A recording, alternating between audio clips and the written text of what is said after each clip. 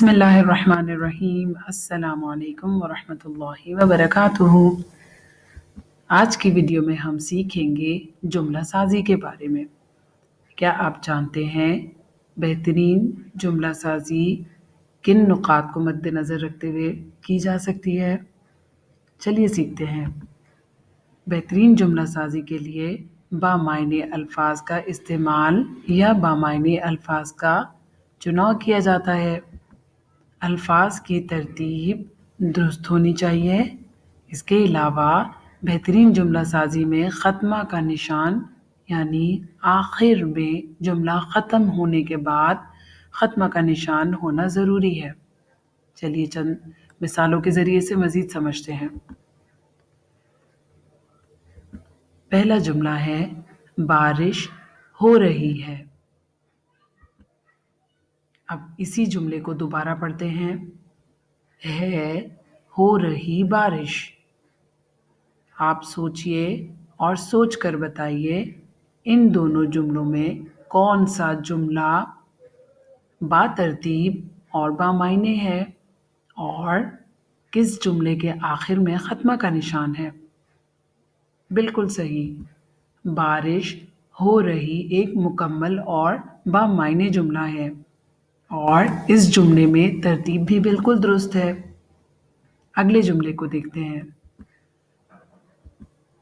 हैं बाग फूल में। क्या ये एक बातरतीब जुमला है? अगला जुमला देखते हैं। बाग में फूल हैं। बाग में फूल हैं एक बातरतीब और बामायने जुमला है।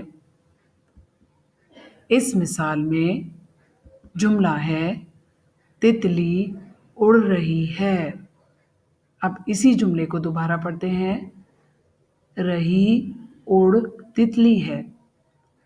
क्या ये जुमला एक बामायने जुमला हुआ? जी नहीं, बामायने जुमला है तितली उड़ रही है। क्या आप इस तस्वीर को देख पा रहे हैं? इस तस्वीर को देखकर आपके जहन में क्या जुमला आ रहा है? चलिए इस तस्वीर को देखकर एक जुमला बनाते हैं। पसंद बर्फबारी मुझे है। इसी जुमले की तरतीब को दुरुस्त करके दोबारा बनाते हैं।